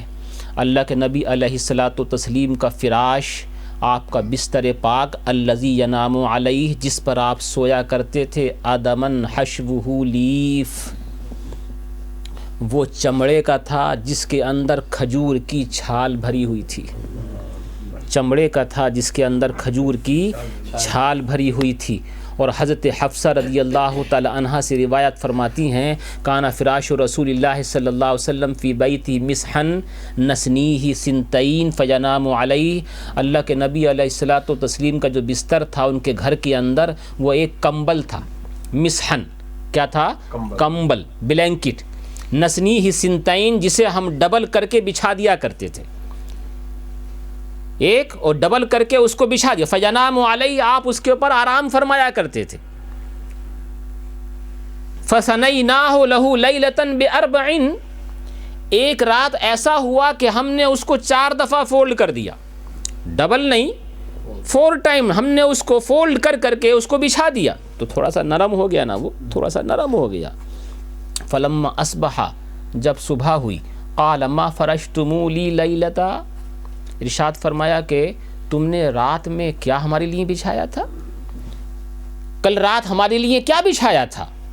فذکرنا ذالک لہ، ہم نے ذکر کر دیا یا رسول اللہ وہی تھا جو روزانہ بچھایا جاتا ہے، ایوری نائٹ ہم اس کو ڈبل کرتے تھے، اس مرتبہ ہم نے 4 ٹائم اس کو کر دیا، ڈبل کا بھی ڈبل کر دیا۔ فقال ردوہ بحالہ، کہا جیسا تھا ویسے ہی کر دو، جیسا تھا ویسا ہی رہنے دو، کیوں؟ فَإِنَّ وَطْأَتَهُ مَنَعَتْنِي اللَّيْلَةَ صَلَاتِي، اس لیے کہ اس کو تم نے جو 4 دفعہ فولڈ کیا ہے، اس کی نرمی کی وجہ سے مجھے رات میں نماز کے لیے اٹھنے میں پریشانی ہوئی، آرام زیادہ ملا، نیند اچھی آنے لگی، اٹھنے میں تھوڑی سی پریشانی ہوئی، جی چاہ رہا تھا لیٹے رہو کیونکہ نرم تھا وہ، تو میں یہ نہیں چاہتا کہ جو چیز مجھے نماز کے لیے آڑے آئے وہ اسی طرح سے بچھی رہے۔ مسلمانوں، درس شفا کے اندر حاضر ہونے والوں، میں آپ تمام تر لوگوں سے یہ بات عرض کرنا چاہتا ہوں اور پوچھنا چاہتا ہوں، آپ مجھے یہ بتاؤ کہ رات کی وہ نماز نفل تھی یا فرض تھی؟ نفل نماز تھی۔ اگر وہ تہجد کی تھی تو نبی کریم علیہ الصلاۃ والتسلیم کے اوپر فرض تھی، مگر آپ راتوں رات کھڑے ہو کر کے نماز پڑھا کرتے تھے، یہاں نفل نماز کی بات ہو رہی ہے۔ نفل نماز کے لیے اللہ کے نبی علیہ الصلاۃ والتسلیم نے اپنے بستر کو 4 دفعہ موڑنے کے لیے منع کیا کہ اس کی وجہ سے، ایسا نہیں کہ نفل چھوٹ گئے، نہیں چھوٹے نہیں، نفلوں کے لیے اٹھنے میں پریشانی ہوئی، نفلوں کے لیے اٹھنے میں پریشانی ہوئی، اس کو بھی ختم کر دیا، نہیں چاہیے، یہ وہی چاہیے جس کے لیے پریشانی نہ ہو۔ آج ہمارا حال کیا ہے؟ ہم نفل نہیں فرض نماز تھوڑی تھوڑی چیزوں کے لیے چھوڑ دیا کرتے ہیں۔ اگر کہیں میچ ہو رہا ہے، ہم پہلے میچ دیکھیں گے، بعد میں ہم نماز پڑھیں گے۔ ہم کسی اور ضروری کام میں اگر لگ گئے ہیں تو پہلے ہم ضروری کام کریں گے، سوچتے ہیں نماز تو روزانہ کی ہے بعد میں پڑھ لیں گے۔ ہم کسی اور کام کے لیے، چھوٹے چھوٹے کاموں کے لیے نماز کو ایک طرف معاذ اللہ کر دیتے ہیں، اپنے کاموں کو پہلے نپٹاتے ہیں۔ نئی سیرت رسول کا طریقہ یہ ہے اور انداز یہ ہے، نماز اول ہے، باقی ساری کام بعد میں ہے۔ یہاں نفل نماز کے لیے بھی آپ نے فرما دیا کہ نہیں، ویسے ہی رہنے دیا جائے۔ قربان جاؤ اللہ کے نبی علیہ الصلاۃ والتسلیم کی ذات پاک کے اوپر کہ آپ نے صلی اللہ تعالی علیہ وسلم نفل نماز کے لیے اپنے بستر کو 4 دفعہ فولڈ کرنے سے منع فرما دیا۔ وَكَانَ يَنَامُ أَحْيَانًا عَلَى سَرِيرٍ مَسْمُولٍ بِشَرِيطَةٍ حَتَّى يُؤَثَّرَ فِي جَنبَيْهِ، امام قاضی اعظم علیہ رحمت و رضوان ارشاد فرماتے ہیں، اور کبھی کبھی اللہ کے رسول صلی اللہ تعالی علیہ وسلم ایسے بستر کے اوپر سویا کرتے تھے کہ جو کھجور کی چھال سے بنا ہوا کرتا تھا، یہاں تک کہ جب آپ اٹھا کرتے نا تو کھجور کی چھال کے نشانات آپ کے بدن پاک کے اوپر ہوا کرتے تھے۔ یہ ساری چیزیں اللہ کے نبی علیہ الصلاۃ والتسلیم نے اپنائی، حالانکہ حضور صلی اللہ تعالیٰ علیہ وسلم کو اس طرح کی پریشانیاں بظاہر برداشت کرنے کی ضرورت نہیں تھی. ان کے ذریعے سے تمام تر گناہ گاروں کی بخشش ہونے والی، بلکہ ہو چکی ہے. ان کے ذریعے قیامت میں ان کا مرتبہ کیا ہوگا سب جانتے ہیں. مگر اللہ کے نبی علیہ الصلاۃ والتسلیم نے اس طرح سے زندگی کے اوقات گزار کر کے آنے والی امت کو سبق سکھایا، سبق بتایا کہ یہ بھی ایک طریقہ ہے اوقات زندگی کو گزارنے کے لیے. حضرت عائشہ صدیقہ رضی اللہ تعالی عنہا ذکر فرماتی ہیں کہ حضور صلی اللہ تعالیٰ علیہ وسلم کبھی بھی پیٹ بھر کے کھانا نہیں کھایا کرتے تھے. ولم یبث شکوى الی احد، اور ایسا بھی نہیں ہے کہ کسی صحابی سے اس کا تذکرہ ہو، ایسا بھی نہیں ہے. دیکھو صحابہ کے درمیان رہتے تھے لیکن صحابہ کو بھی پتہ نہیں چل پاتا تھا کہ اللہ کے نبی علیہ الصلاۃ والتسلیم نے رات میں کھانا کھایا ہے یا نہیں کھایا ہے.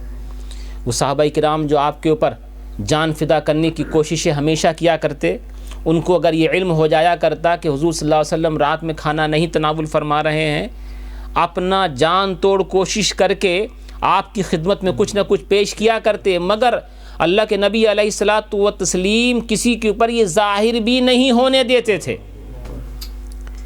ابھی بہت ساری جگہ بہت ساری دفعہ ایسا بھی ہوتا ہے کہ کچھ لوگ ایسے ہوتے ہیں ان کو بہت پریشانی ہوتی ہے مگر زبان سے ظاہر نہیں کرتے، اور کچھ ایسے ہوتے ہیں کہ پریشانی زیادہ نہیں ہوتی ہے مگر زبان سے ظاہر کر دیتے ہیں. اللہ کے نبی علیہ الصلاۃ والتسلیم رات کو بھوکا رہتے لیکن صحابہ کرام میں سے کسی کو پتہ نہیں چل پاتا تھا کہ حضور صلی اللہ علیہ وسلم نے رات میں کھانا کھایا ہے یا نہیں کھایا، سوائے ازواج مطہرات کے. نبی کریم علیہ الصلاۃ والتسلیم وَإِن كَانَ لَيَظَلُّ جَائِعًا يَلْتَوِي طُولَ لَيْلَتِهِ مِنَ الْجُوعِ فَلَا يَمْنَعُهُ صِيَامَ يَوْمِهِ. کہتے ہیں کبھی کبھی ایسا ہوا کرتا تھا کہ آپ رات بھر طول لیلتہ، رات بھر بھوک کی وجہ سے کروٹیں بدلتے رہتے تھے، رات بھر کروٹیں بدل دیے، ادھر سے ادھر ادھر سے ادھر، من الجوع، لیکن اس کے باوجود بھی صبح کو روزہ رکھا کرتے تھے. فلا یمنعہ صیام یومہ، ان کی یہ حالت بھی آپ کے دن میں روزہ رکھنے کے معنی نہیں ہوا کرتی تھی. ولو شاء سأل ربہ جمیع کنوز الارض.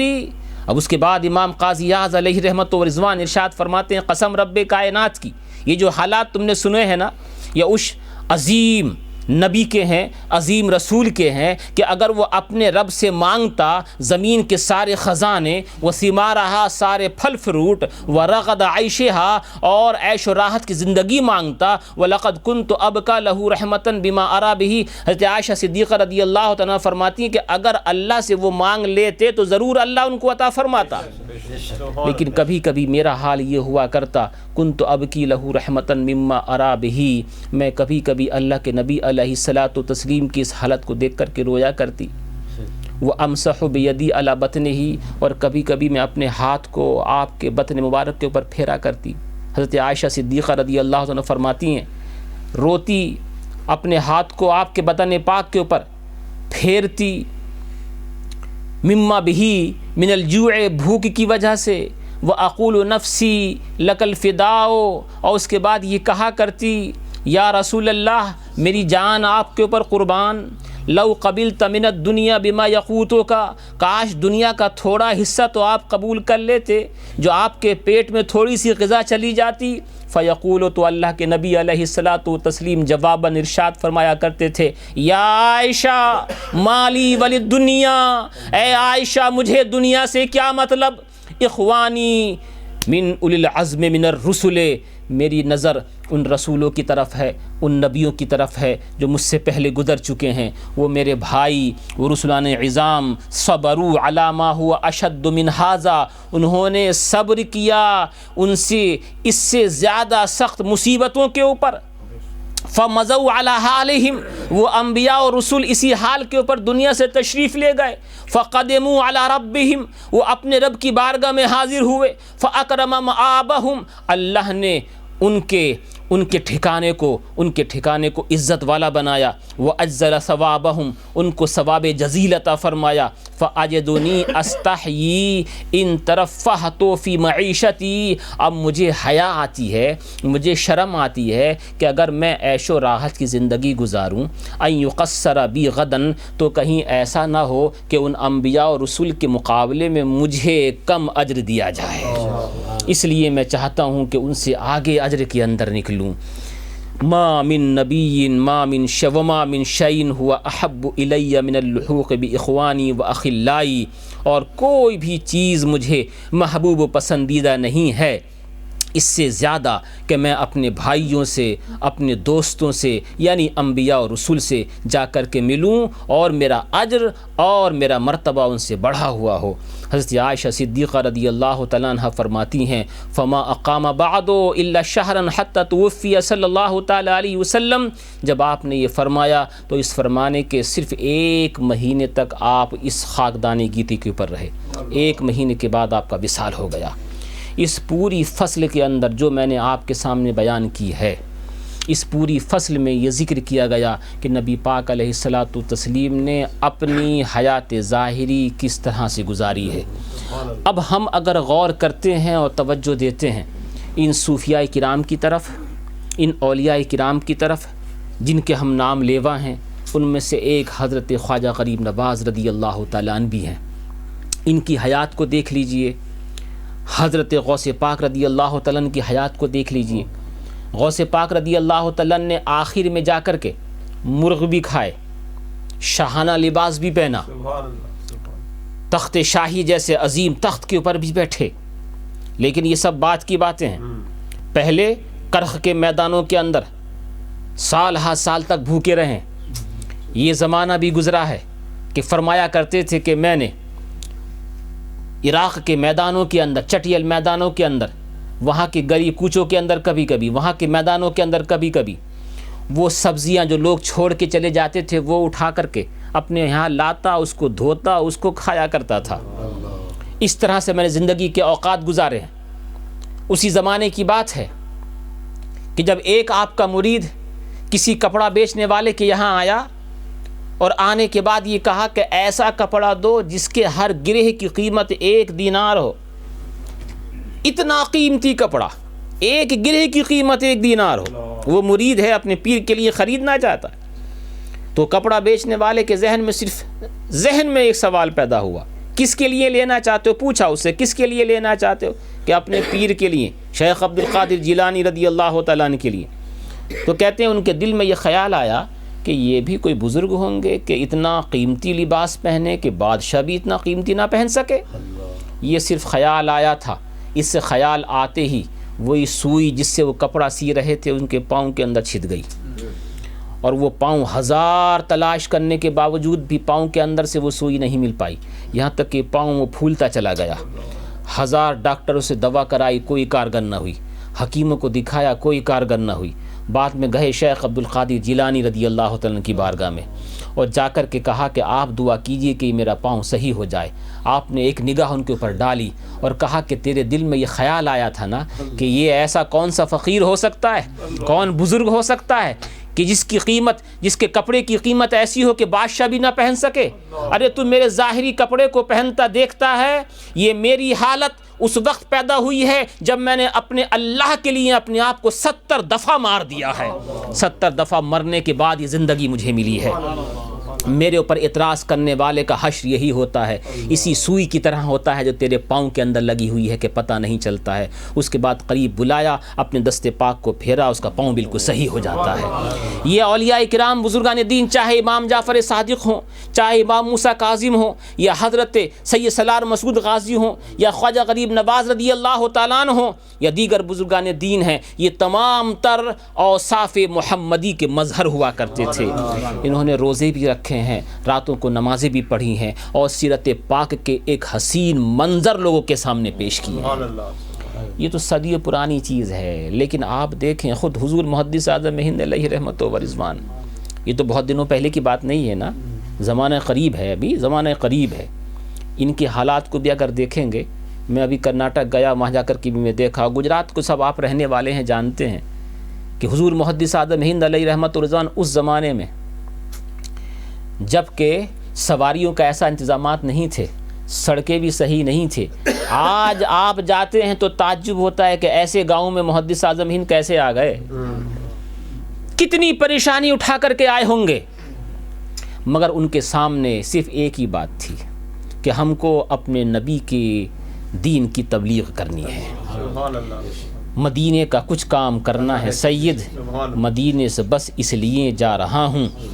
حضور محدث اعظم ہند علیہ رحمت و رضوان کی اسی بات پہ اپنی بات کو اختتام پذیر کروں گا، جس کا آج عرس پاک کی چودہ شریف کی سرزمین کے اوپر منایا جا رہا ہے۔ محدث اعظم ہند علیہ رحمت و رضوان پیدائشی سید تھے، سید ہونے کے لیے ان کو کوئی محنت تو کرنی نہیں پڑی، ایسا تو نہیں کہ انہوں نے بڑی مشقت کی، مدرسے میں گئے، خانقاہ میں گئے تو جا کر کے سید ہو گئے، نہیں، سید ہونے کے لیے ان کو کوئی محنت مشقت نہیں، شرافت نسب انہیں مل گئی، حاصل تھی ان کو شرافت نسب، سید ہونا ایک خود عظمت ہے، شرافت نسب ہے، اس کے باوجود ان کے والد عظمت والے، سید نظر اشرف اپنے زمانے کے حکیم شاعر اسلام، والدہ عظیم، ان کے پیر و مرشد کی طرف دیکھیں تو وہ عظیم۔ اب دیکھو محدث اعظم ہند کو شرافتیں کہاں سے کیسی مل رہی ہیں، پیر و مرشد کے اعتبار سے دیکھیں سید احمد اشرف علیہ رحمت و رضوان وہ عظیم، خود فخر کرتے ہوئے نظر آتے ہیں، احمد حق نما دیا، اشرف با خدا دیا، کیونکہ ان کے پیر صاحب کا نام کیا ہے؟ احمد اشرف۔ انہوں نے شعر میں بہت اچھی طریقے سے اس کو اپنایا ہے، نبی کریم علیہ الصلوۃ والتسلیم کے نام پاک کی طرف نسبت بھی کر دی، کہا احمد حق نما دیا، احمد کیونکہ حضور کا نام ہے نا صلی اللہ تعالی علیہ وسلم، احمد حق نما، احمد جو اللہ کو دکھانے والا ہے، احمد حق نما دیا، اشرف با خدا دیا، مجھ کو میرے کریم نے پیر بہت بڑا دیا۔ اب جس پیر کی تعریف خود محدث اعظم ہند کریں، اس کی عظمت کا عالم کیا ہوگا۔ اعلیٰ حضرت فاضل بریلوی علیہ رحمت و رضوان اور دیگر بزرگان دین ان کی تقریر کو کھڑے ہو کے سنا کرتے تھے۔ نانا کو دیکھو تو وہ بے مثال، شیخ المشائخ سید علی حسین اشرفی کی چھوچوی علیہ رحمت و رضوان۔ اب اس نواسے کا عالم کیا ہوگا کہ جس نانا نے 80 سال کی عمر میں تقریر کرتے ہوئے مراد آباد کے اندر یہ فرمایا تھا کہ اے لوگو، ہزاروں کی تعداد میں یہاں پر آنے والوں، میں 80 سال کی عمر میں تمہیں کیا دوں، اتنی دور سے تم آئے ہو، دھوپ میں بھوکے پیاسے بیٹھے ہو، یہاں میرا جی چاہتا ہے تمہیں کچھ دوں، مگر یہ 80 سال کی عمر میں تمہیں کیا دوں، ہاں 2 قیمتی چیزیں میرے پاس موجود ہیں، وہ تمہارے لیے نثار کرتا ہوں، اور ایک میرا بیٹا احمد اشرف اور ایک میرا نواسہ محمد کی چھوچوی ہے، یہ میں نے دین حق کے لیے قربان کر دیا ہے، تمہیں دے دیا۔ اب وہ نانا اپنے نواسے کے لیے یہ بولتا ہے، دیکھو نانا کے اعتبار سے بے مثال، باپ کے اعتبار سے بے مثال، والد کا اعتبار سے عظمت والے، پیر صاحب کے اعتبار سے عظمت والے، کھچوچا مقدسہ کے اندر پھر آ کر کے رہنے والے، اس کے بعد عالم ہوئے، علم حاصل کیا۔ علم حاصل کرنے والے بہت سارے ہوتے ہیں، لیکن ہر ایک کو پھر علم کرنے کے بعد عمل والے ہوئے۔ عالم ہو جانے کے بعد عالم ہونا الگ بات ہے، لیکن عالم ہو کر کے مدرس ہونا ایک الگ بات ہے۔ محدث اعظم ہند عالم بھی تھے، مدرس بھی تھے۔ مدرس بھی بہت سارے لوگ ہو جایا کرتے ہیں، کتنے لوگ ہیں آج کے زمانے میں مدرس ہیں، مگر ان سے کہا جائے بس تھوڑی دیر کھڑے ہو کر کے ذرا تقریر کر دیجئے۔ بہت سارے لوگ ایسے ہیں 2-2 گھنٹے لگاتار پڑھانے والے بخاری و مسلم، ان سے اگر کہا جائے کہ آدھا گھنٹہ تقریر کر دیجئے وہ کانپنے لگتے، نہیں کھڑے ہو پاتے وہ۔ یعنی عالم ہونا الگ چیز ہے، درس گاہ میں بیٹھ کر کے پڑھانا الگ چیز ہے، اور تقریر کے لیے بیٹھنا الگ چیز ہے۔ محدث اعظم ہند عالم بھی تھے، مدرس بھی تھے، اور خطیب بھی تھے۔ خطیب ہونا بھی الگ چیز ہے، خطیب ہونا یہ نہیں، بہت سارے لوگ آج کے زمانے میں خطیب ہیں، لیکن ان کی خطابت لوگوں پہ دلوں پہ اثر کر جائے یہ بھی کسی کو ملا کرتا ہے۔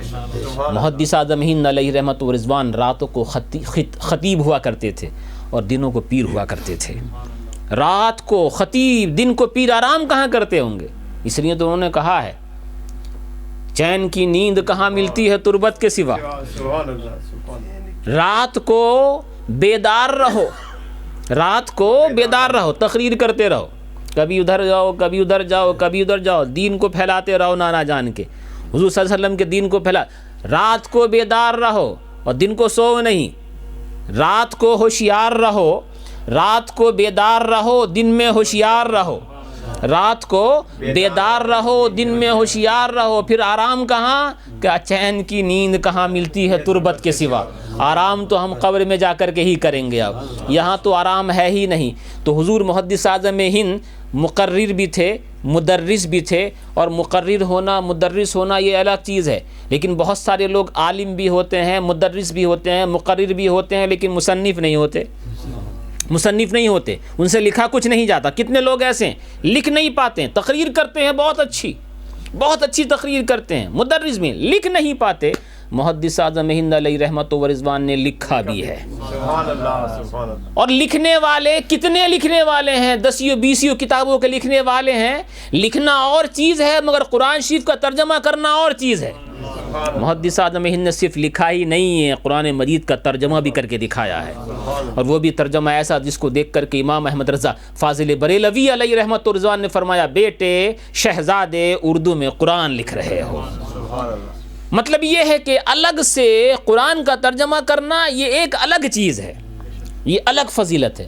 اچھا صاحب، اس کو بھی مدرس ہیں، مقرر ہیں، خطیب ہیں، مصنف ہیں، کتابیں لکھی ہیں، اور ساتھ میں مترجم بھی ہیں قرآن مجید کے. بہت سارے لوگ ایسے ہوتے ہیں، یہ ساری چیزیں اس کے اندر ہوتی ہیں، مگر ان سے کہا جائے کہ اگر مناظرہ ہو تو آپ کھڑے ہو جائیے، مناظرے کے لیے پیچھے ہٹ جاتے ہیں کہ نہیں مناظرہ کسی اور کا کام ہے، وہ کرے گا. محدث اعظم ہند علیہ رحمت و رضوان بالکل ایسے مناظر تھے، کئی مناظرے انہوں نے جیتے ہیں، رات بھر بیٹھ کر کے مناظرہ کیا ہے. تو محدث اعظم ہند اور خوبیوں کے ساتھ مناظر اعظم ہند بھی تھے. کیسا مناظر؟ جو سامنے عبدالشکور تھا، عبدالشکور کچھوجا شریف کے اندر مناظرہ ہوا، گھوسی کے اندر مناظرہ ہوا، 94 سوالات چھوڑ کر کے گئے اس کے اوپر، 94، ان میں سے ایک بھی سوال کا جواب نہیں. اور اس سے یہ کہہ دیا کہ تجھے ایک سال کا وقت دیا جاتا ہے، اس میں سے کسی ایک سوال کا بھی جواب دے دے. آج تک کتنے سال گزر گئے ہیں نا، کسی سوال کا جواب نہیں. 94 سوالات محدث اعظم ہند کے آج بھی قائم ہے اس کے اوپر. وہ تو دنیا میں نہیں ہوگا مگر اس کے چیلوں کے اوپر قائم ہے. اور کس طرح سے مناظرہ فرماتے محدث اعظم ہند علیہ رحمت و رضوان، سامنے والے کے چھکے چھڑا دیتے. کتابوں میں لکھا ہوا ہے کہ جو سامنے مناظر بیٹھا ہوا تھا، 1-2 گھڑے رات میں پانی پی گیا اور بار بار پیشاب کرنے کے لیے اٹھتا تھا. مگر محدث اعظم ہند علیہ رحمت و رضوان جیسے آپ بیٹھے ہیں جس طرح سے بیٹھے تھے پہلی بیٹھک میں عشاء کے بعد فجر تک ویسے ہی بیٹھے رہے، چینج تک نہیں ہوئے، اپنی بیٹھک کو چینج نہیں کیا. ذالک فضل اللہ یؤتیہ من یشاء، یہ اللہ کا فضل ہے، جسے چاہتا ہے اللہ عطا فرما دیا کرتا ہے. وہ مدرس بھی تھے، مقرر بھی تھے، خطیب بھی تھے، مناظر بھی تھے، مترجم بھی تھے. یہ بھی بہت ساری چیزوں کے اندر بہت سے لوگوں میں جمع ہو سکتی ہیں یہ چیزیں. مگر دیکھو جس کو علماء کرام بڑے بڑے علماء اپنا حکم بنا لینا، حکم، یہ بھی خدا کی ایک نعمت ہے، خدا کی ایک نعمت ہے. ممکن ہے کہ آپ لوگوں میں سے بیٹھ کر کے ایک کہیں بھئی یہ ہمارا حکم ہے، یہ بڑا ہے. حکم جس کو بنایا جائے نا، مطلب یہ ہے کہ سب کا بھروسے والا ہے. جب آپ کا وصال ہوا تو بریلی شریف کے لوگوں نے یہ کہا تھا، ہمیں افسوس تو ہے ہی ان کے جانے جانے پر، لیکن ڈبل افسوس یہ ہے کہ ہمارے درمیان سے ہمارا حکم چلا گیا. جب ہمارے درمیان کبھی کچھ اختلافات ہوا کرتے تھے تو فیصلے کے لیے ان کو بلایا کرتے تھے. تو یعنی فیصلہ کرنے والے بھی مدرس بھی تھے، مقرر بھی تھے، خطیب بھی تھے، مصنف بھی تھے، اور مترجم بھی تھے، مناظر بھی تھے، مترجم قرآن عظیم بھی تھے. اور ساتھ میں اگر اولاد کی طرف آؤ تو رب نے ان کو اولاد بھی بے مثال نصیب فرمائی ہے. اولاد کے ذریعے بھی نام ہوتا ہے نا. ان اولاد میں سے ایک اولاد کا نام، ایک ولد صالح کا نام حضور شیخ الاسلام والمسلمین مد ظلہ العالی، اللہ تعالیٰ ان کو سلامت رکھے. رب تبارک و تعالی حضور محدث اعظم ہند کے فیضان کو، شیخ المشائخ سید سرکار کلام علیہ رحمت و رضوان کے فیضان کو، اور اعلیٰ حضرت شفیع میاں علیہ رحمت و رضوان کے فیضان کو، حضرت امام جعفر صادق خواجہ غریب نواز رضی اللہ تعالیٰ عنہ اور تمام تر بزرگان دین کے فیضان کو ہم سب کے لیے قائم و دائم رکھے، آمین۔ وآخر دعوانا ان الحمدللہ رب العالمین۔ حلقہ ذکر وغیرہ ہوگا، اور اس کے بعد دعا، صلاۃ والسلام اور